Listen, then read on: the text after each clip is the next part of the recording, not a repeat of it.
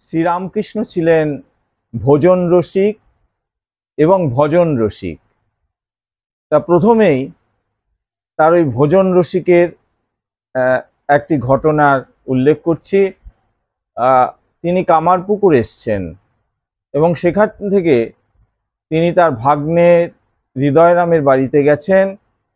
হৃদয়রাম এবং তার ভাই ঠাকুরের পছন্দ মতো খাবারের জোগাড় করছেন। ঠাকুর খুব খুশি, নানা জায়গায় ঘুরছেন, নানা জায়গায় কীর্তন শুনছেন। তা একদিন তিনি হঠাৎ হৃদয়কে বললেন, হৃদু, আমার কাঁচা কুমড়োর তরকারি খেতে ইচ্ছে করছে। তা হৃদয়রাম এবং তার ভাই বললেন, মামা সেটা তো খুবই ভালো, তুমি চেয়েছো, কিন্তু এখন তো কাঁচা কুমড়ো পাওয়ার সময় না, আরো কয়েক মাস পরে পাওয়া যাবে। কিন্তু ঠাকুর শিশুসুলভ তো, তিনি একদম বাচ্চাদের মতো বায়না ধরলেন, না হৃদু, আমাকে কিন্তু কাঁচা কুমড়োর তরকারি খাওয়াতেই হবে। তা ঠাকুরকে নিয়ে তারা দু ভাই বেরিয়েছেন, গ্রামের বিভিন্ন জায়গায় ঘুরছেন, কিন্তু কোনো জায়গায় কিন্তু কাঁচা কুমড়ের গাছ আর পাওয়া যাচ্ছে না। হঠাৎ তারা এক সাঁওতাল পল্লীতে ঢুকলেন। সেখানে এক বুড়ির চালার মধ্যে দেখতে পেলেন যে কাঁচা কুমড়ো হয়েছে, তবে সেগুলো ছোট ছোট। হৃদয়রাম সে বুড়িকে অনেক অনুরোধ করলেন যে একটা যদি তিনি দেন, কিন্তু তিনি দিলেন না। বললেন, বাবা আর কয়েক মাস পরে এগুলো একটু বড় হবে, তখন এসো, তোমরা তাকে আমরা তোমাকে দেব। কিন্তু ঠাকুর তো বাচ্চাদের মতো তিনি বায়না ধরছেন। হৃদয় অনেক বুঝিয়ে সুঝিয়ে ঠাকুরকে নিয়ে বাড়ি ফিরছেন। হঠাৎ একটা কে যেন পেছন থেকে চেঁচাচ্ছে, নিয়ে গেল নিয়ে গেল। তারা পিছন ফিরে দেখলেন একটা হনুমান ওই কাঁচা কুমড়োটা হাতে নিয়ে তাদের দিকে দৌড়িয়ে আসছে, আর পিছন পিছন বুড়ি আসছে, এবং ঠাকুরের পায়ের কাছে সেই কাঁচা কুমড়োটা দিয়ে সে হনুমানটা আর একটা গাছের উপর লাফিয়ে উঠল। ঠাকুর বললেন, দেখেছিস, মা ঠিক জোগাড় করে দিয়েছেন। তা এই যে ঘটনাটা, সেটা তো শুনলে একটা অলৌকিক বলে মনে হয়, কিন্তু তা নয়। এরকম ঘটনা প্রায়ই ঘটতে থাকে। ঠাকুর হৃদয়রামকে খুশি করার জন্য বললেন, ঠিক আছে, তুই এটা দিয়ে তরকারি কর, আমি এটা খাবো। এটা একটা ছোট্ট ঘটনা, কিন্তু এই যে ভোজন রসিক ঠাকুর শ্যামপুকুর বাটিতে আর কিছু খেতে পাচ্ছেন না, তার গলরোগ হয়েছে। আমরা শ্রীরামকৃষ্ণের অন্তলীলায় শ্যামপুকুর বাড়িতে শ্রীরামকৃষ্ণ এই অধ্যায়ের মধ্যে মনোনিবেশ করছি সেই দিনটা। এখন আমরা ঠাকুর সে ভজন রসিক এই কথাটি একটু আলোচনা করব। তা ঠাকুর ভজন শুনছেন এবং ভজন শোনাচ্ছেন নরেন্দ্রনাথ দত্ত। তা সকলে শুনছেন। তিনি গাইছেন, নিবিড় আধারে মাতোর চমকে অরূপ রাশি। শুনতে শুনতে শ্রীরামকৃষ্ণ গভীর ভাব সমাধিতে মগ্ন হলেন, শরীর স্পন্দনহীন, নয়ন স্থির। এদিকে নরেন্দ্রনাথ গাইতে থাকেন। তিনি গান করেন, কি সুখ জীবনে মম, ওহে নাথ দয়াময় হে। তারপর আরেকটা গান করেন, কত দিনে হবে সে প্রেম সঞ্চার। খুব সুন্দর গান। এই গানটা বৈষ্ণব সম্প্রদায়ের মধ্যে বিশেষভাবে পরিচিত। ইতিমধ্যে শ্রীরামকৃষ্ণ বাহ্য সংজ্ঞা লাভ করেন। মুখ এখনো যেন প্রফুল্ল অরবিন্দ। তিনি ডাক্তার সরকারকে সম্বোধন করে বলেন, লজ্জা ত্যাগ করো, ঈশ্বরের নাম করবে, তাতে আবার লজ্জার কি? লজ্জা ঘৃণা ভয় তিন থাকতে নয়, আমি এত বড় লোক, আমি হরি হরি বলে নাচব। বড় বড় লোক এই কথা শুনলে আমায় কি বলবে? যদি বলে, ওহে ডাক্তারটা হরি হরি বলে নেচেছে, লজ্জার কথা, এসব ভাব ত্যাগ করো। ডাক্তার সরকার বলেন, আমার ওদিক দিয়ে যাওয়া নাই, লোকে কি বলবে আমি তার তোয়াক্কা রাখি না। শ্রীরামকৃষ্ণ বলেন, তোমার উটি খুব আছে। সকলে হেসে ওঠেন। শ্রীরামকৃষ্ণ বলতে থাকেন, দেখো, জ্ঞান এবং অজ্ঞানের পার হয়ে যাও, তবে তাকে জানতে পারবে। নানা জ্ঞানের নাম অজ্ঞান, পাণ্ডিত্যের অহংকারও অজ্ঞান। এক ঈশ্বর সর্বভূতে আছেন, এই নিশ্চয় বুদ্ধির নাম হচ্ছে জ্ঞান। তাকে বিশেষ রূপে জানার নাম বিজ্ঞান। যেমন পায়ে কাঁটা বিঁধেছে, কি সুন্দর উপমা ঠাকুর দিচ্ছেন। সে কাঁটাটা তোলবার জন্য আর একটা কাঁটার প্রয়োজন। কাঁটাটা তোলবার পর দুটি কাঁটাই ফেলে দিতে হবে। প্রথমে অজ্ঞান কাঁটা দূর করবার জন্য আরেকটা কাঁটা আনতে হচ্ছে, তারপর জ্ঞান অজ্ঞান দুইটি ফেলে দিতে হচ্ছে। তিনি যে জ্ঞান এবং অজ্ঞানের পার। তা ঠাকুর আবার ডাক্তার সরকারকে সম্বোধন করে বলেন, দেখো, অহংকার না গেলে জ্ঞান কিন্তু হবে না। মুক্ত হবে কবে? আমি যাবে যবে।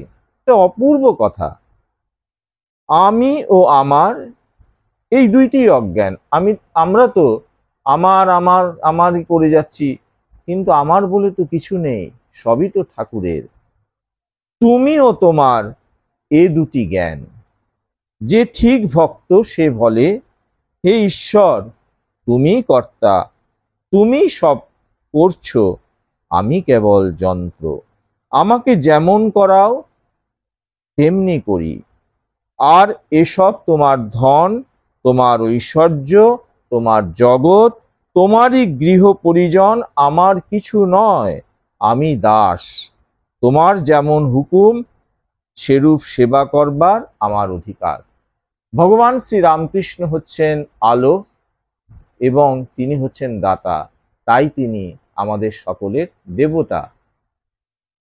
শ্যাম বসুর একটি কথার পিঠে শ্রী রামকৃষ্ণ উপস্থিত সকলকে বলেন, ওরে, তোরা আম খেয়ে নে, বাগানে কত শত গাছ আছে, কটা পাতা আছে, সেসব জানবার তোর দরকার নেই। আম খেতে এসছিস, আম খেয়ে যা। এটাও একটা সুন্দর ঘটনা।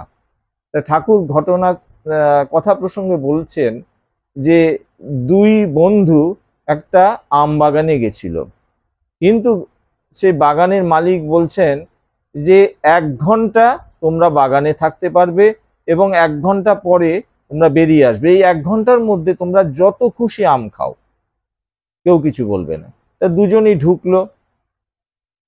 একজন বন্ধু তো আঁশ মিটিয়ে আম খেলো, আরেকজন বন্ধু গিয়ে জিজ্ঞেস করছে বাগানে কটা গাছ আছে এবং এই আমগুলো প্রতি বছর ফলে, ফললে কতগুলো আম ফলে।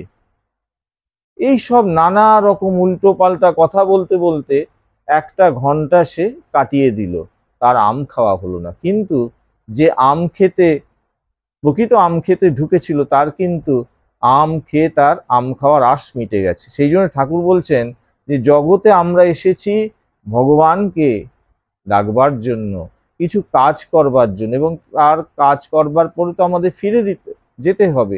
সুতরাং অপ্রাসঙ্গিক জিনিস নিয়ে মাথা না ঘামানোই ভালো।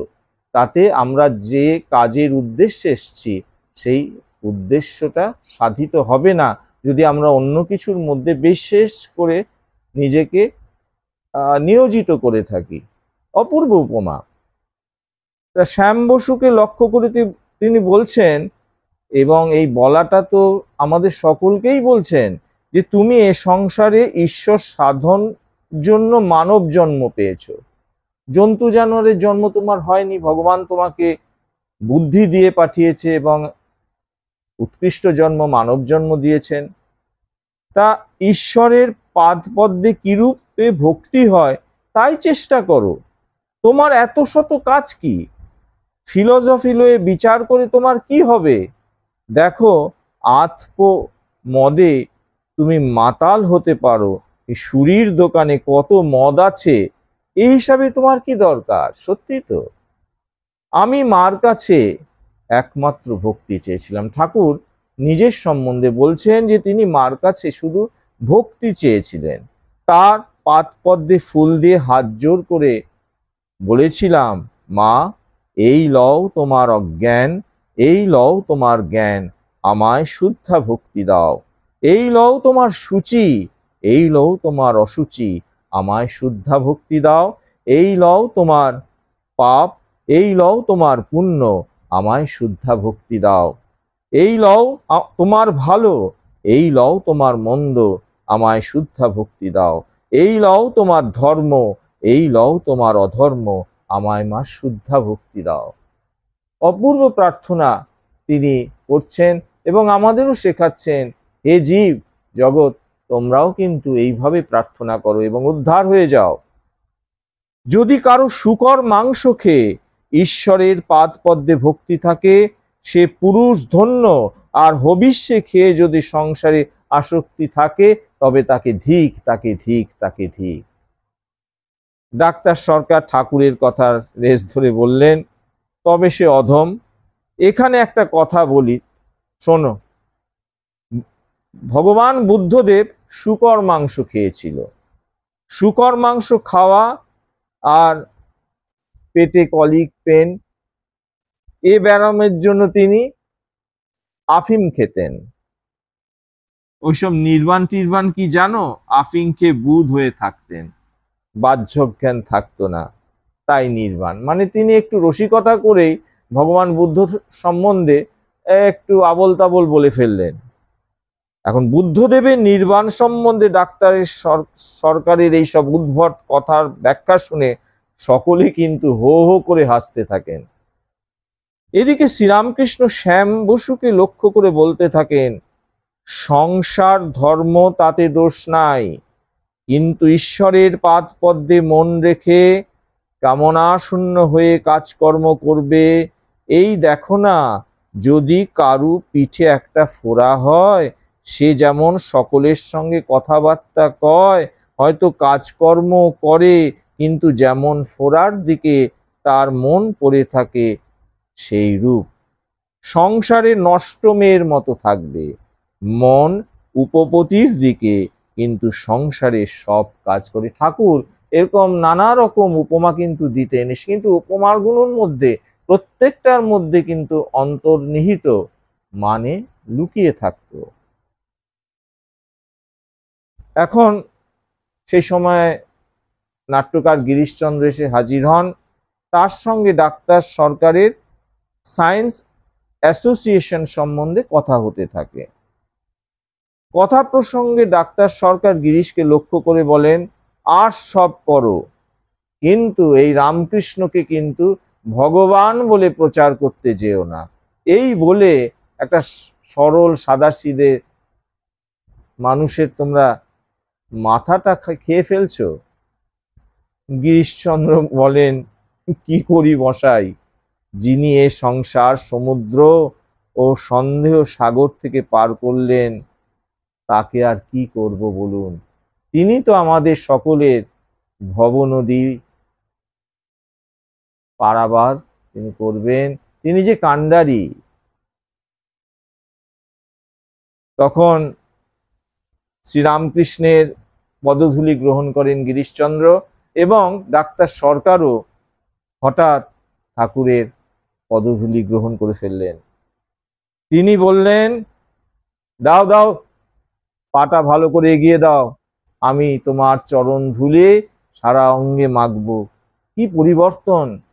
প্রথিতযশা ডাক্তার আস্তে আস্তে আস্তে আস্তে ঠাকুরের সমস্ত ভক্তদের মধ্যে মিশে যাচ্ছেন। এ তো ঠাকুরের অহিতুকী কৃপা এবং অপার করুণা।